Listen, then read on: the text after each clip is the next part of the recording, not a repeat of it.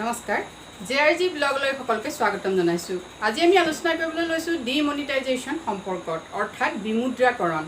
বিমুদ্ৰাকৰণ কি আৰু বিমুদ্ৰাকৰণৰ উদ্দেশ্য কি আছিল আৰু বিমুদ্ৰাকৰণৰ হিষ্ট্ৰী কি আৰু ৱৰ্ল্ডত বিমুদ্ৰাকৰণ কোন দেশে গ্ৰহণ কৰিছে আৰু ডিমনিটাইজেশ্যনৰ বেড ইফেক্ট কি হৈছে সেই সম্পৰ্কে আজি ভিডিঅ'টোত আমি আলোচনা কৰিম। এটা প্ৰথম আমি এটা কথা জানি লওঁ যে ডিমনিটাইজেশ্যন কৰা মানে কিনো, অৰ্থাৎ বিমুদ্ৰাকৰণ বুলিলে আমি কি বুজো সেই সম্পৰ্কে প্ৰথমতে আমি কনচেপ্টটো ক্লিয়াৰ কৰি লওঁ। এটা demonetisation is a monetary step in which a currency units states as a legal tender is declared invalid.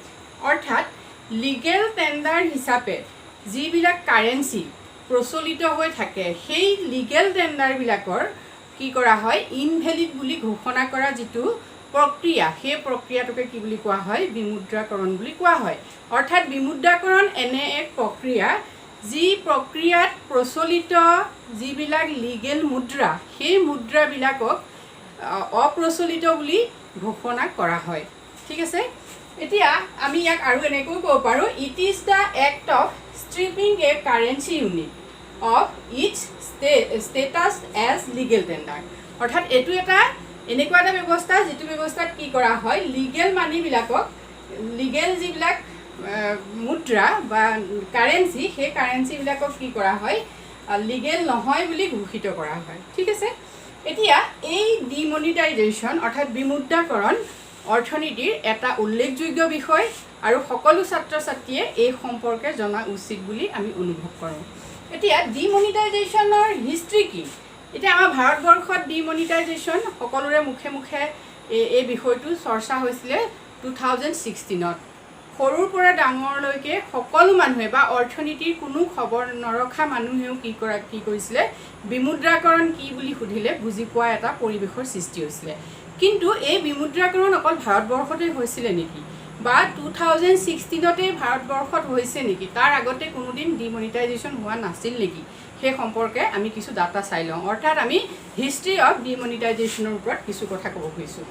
প্ৰথম আহিলে ফাৰ্ষ্ট টাইমত কি হৈছে ভাৰতবৰ্ষত 1946ত বিমুদ্ৰাকৰণ কৰা হৈছিলে আৰু ৰিজাৰ্ভ বেংকে কৰিছিলে তেতিয়া ফাৰ্ষ্ট টাইমত 1946 ছাত্ৰ ছাত্ৰীসকলে কথাটো মন কৰিব 1946ত কি হৈছে প্ৰথমবাৰৰ বাবে ভাৰতবৰ্ষত কি কৰা হৈছিলে বিমুদ্ৰাকৰণ হৈছিলে আৰু সেই বিমুদ্ৰাকৰণ আছিলে কি 1000 আৰু 10000। এই 1000 আৰু 10000 কাৰেঞ্চি বা নোটক কি কৰা হৈছিলে লিগেল মানিৰ পৰা বা লিগেল টেণ্ডাৰ নহয় বুলি ঘোষিত কৰা হৈছিলে প্ৰথম ফাৰ্ষ্ট ষ্টেপ।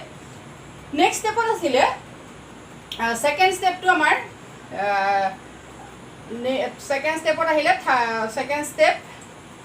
ছেকেণ্ড টাইমৰ হ'ল 1978ত গভৰ্ণমেণ্টে কি কৰিছিলে ইণ্ডিয়া গভৰ্ণমেণ্টে 1000, 5000 এণ্ড 10000ত কি কৰিছিলে এইকেইটা মুদ্ৰাক আকৌ ডিমনিটাইজেশ্যন কৰা হৈছিলে বা বিমুদ্ৰাকৰণ কৰা হৈছিলে।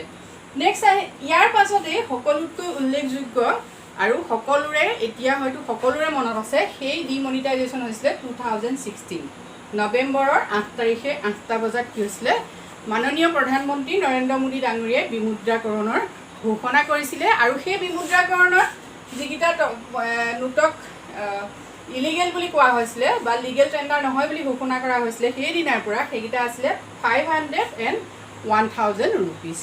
অৰ্থাৎ কি হৈছিলে 8 নৱেম্বৰ 2016ৰ 8 নৱেম্বৰৰ 12 বজাৰ পাছত কি হৈছিলে 500 টকীয়া আৰু 1000 টকীয়া নোটক লিগেল মুদ্ৰা বা আইনী মুদ্ৰাৰ ভিতৰত নপৰে বুলি ঘোষণা কৰা হৈছিলে। গতিকে এইখিনিয়ে আছিলে ইয়াৰ হিষ্ট্ৰী। নেক্সট আহিলে ডিমনিটাইজেশ্যন কিয় কৰে, এখন দেশে কিয় ডিমনিটাইজেশ্যনৰ দৰে এটা ষ্টেপ গ্ৰহণ কৰিবলগীয়া হয় সেই সম্পৰ্কে আমি আলোচনা কৰিম। তাৰ আগতে আমি ৱৰ্ল্ড হিষ্ট্ৰীটো চাই লওঁ ডিমনিটাইজেশ্যনৰ ওপৰত।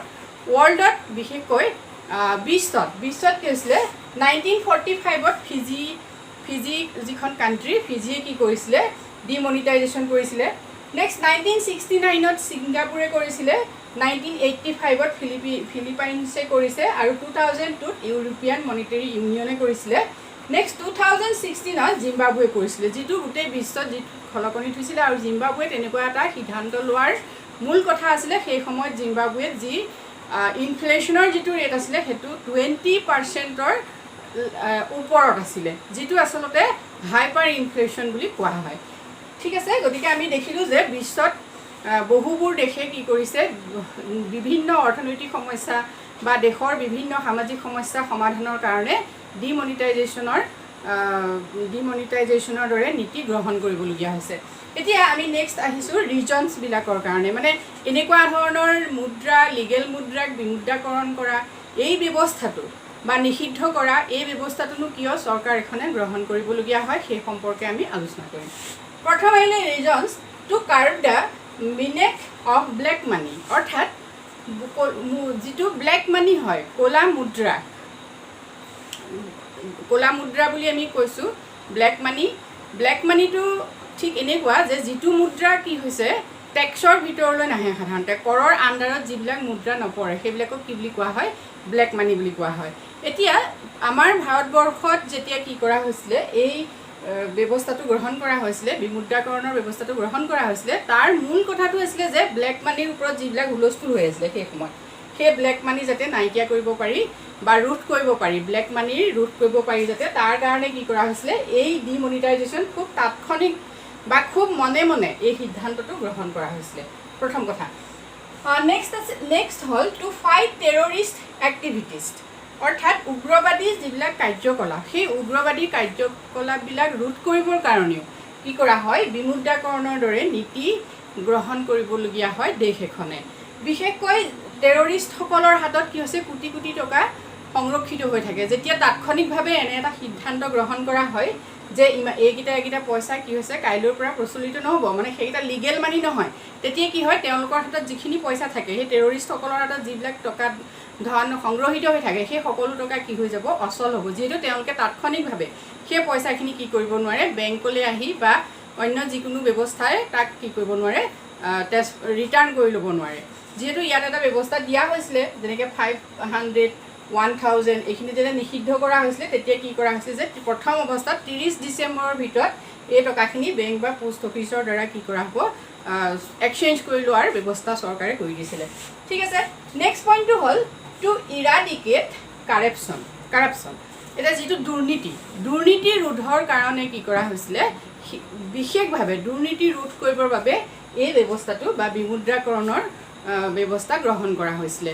যিহেতু দুৰ্নীতি এটা আমাৰ ভাৰতবৰ্ষতে নহয়, বিশ্বৰ প্ৰায়বোৰ দেশত দুৰ্নীতি কি হৈছে, অৰ্থনীতিৰ প্ৰগতিৰ এটা বাধক হয়। গতিকে সেই দুৰ্নীতি যদি ৰোধ কৰিব পৰা যায়, দুৰ্নীতিৰ মেইন যিটো অৱলম্বন সেইটো হ'ল টকা, অৰ্থাৎ পইচাক লৈ সাধাৰণতে বেছি দুৰ্নীতি হয়, পইচাৰ দ্বাৰাই দুৰ্নীতি হয়। গতিকে পইচাৰ ক্ষেত্ৰত বা টকাৰ ক্ষেত্ৰত যদি এনেধৰণৰ এটা সিদ্ধান্ত লোৱা হয়, তেতিয়া কি হয়, এই ক্ষেত্ৰত কিছু প্ৰভাৱ পৰিব বুলি চৰকাৰে বিশ্বাস কৰে।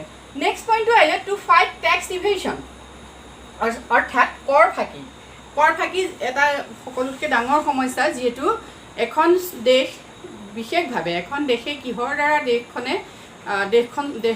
দেশখন চলে বা জনসাধাৰণৰ কল্যাণ কিহৰ দ্বাৰা কৰে, যিহেতু টেক্সৰ দ্বাৰা কি হৈছে, দেশ এখনে ৰেভিনিউ অৰ্জন কৰে, আৰু সেই ৰেভিনিউৱে কি কৰিছে, দেশখনে বা চৰকাৰখনে দেশখন চলায়। গতিকে যিসকল ব্যক্তিয়ে ৰেভিনিউলৈ অৰিহণা যোগায়, বিশেষকৈ ডাইৰেক্ট টেক্সৰ ক্ষেত্ৰত সাধাৰণতে কি হয়, কৰ ফাঁকি এটা ডাঙৰ সমস্যা হিচাপে দেখা দিয়ে। ইনডাইৰেক্ট টেক্সৰ ক্ষেত্ৰত সেইটো দেখা নাযায়, যিহেতু ইনডাইৰেক্ট টেক্স কি হয়, যিকোনো কমোডিটিত লাগি থাকে, গতিকে সকলো ব্যক্তিৰে ইনডাইৰেক্ট টেক্স দিবলগীয়া হয়। কিন্তু ডাইৰেক্ট টেক্স তেনেকুৱা নহয়, উচ্চ উপাৰ্জনৰ যিসকল ব্যক্তি তেওঁলোকেহে কি কৰিব লাগে, ডাইৰেক্ট টেক্সটো দিব লাগে। গতিকে তেওঁলোকে বিভিন্ন পন্থা অৱলম্বন কৰি পেলাই কি কৰে, তেওঁলোকৰ যিটো প্ৰকৃত উপাৰ্জন সেই উপাৰ্জনটো নেদেখুৱায়। গতিকে যেতিয়া এই বিমুদ্ৰাকৰণৰ যেতিয়া ব্যৱস্থাটো তাৎক্ষণিকভাৱে লোৱা হ'ল, তেতিয়া কি হ'ল, ব্যক্তিবিলাকে যিহেতু পইচাটোৰ এক্সচেঞ্জ কৰিবলৈ বেংকলৈ আহিব, গতিকে বেংকত কি হৈছে, তেওঁ কিমান হাতত পুঁজি আছিলে সেই সম্পূৰ্ণ পুঁজি যিহেতু ধৰা পৰি যাব। গতিকে সেইটো এটা উদ্দেশ্য আছিলে যাতে কেনেকৈ কৰ ফাঁকি ৰোধ কৰিব পাৰি। নেক্সট আহিলে to establish A cashless economy, মানে নগদ পুঁজি ব্যৱহাৰ কৰি যি আমাৰ অৰ্থনীতি চলি আছে, সেই যি ট্ৰেনজেকশ্যন হয়, সেই ট্ৰেনজেকশ্যনটো কি কৰিব, হ্ৰাস কৰাৰ এটা উদ্দেশ্য হ'ল বিমুদ্ৰাকৰণ।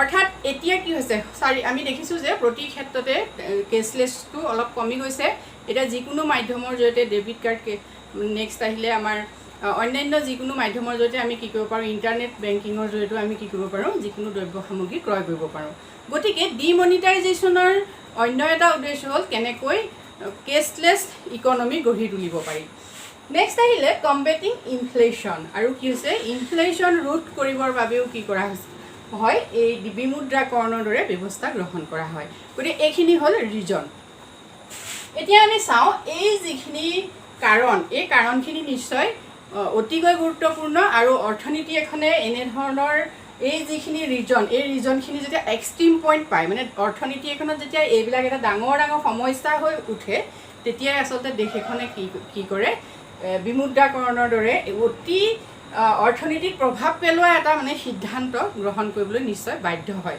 কাৰণ যেতিয়া দেশ এখনত কি হ'ব ব্লেক মানিৰ প্ৰাদুৰ্ভাৱ বেছি হ'ব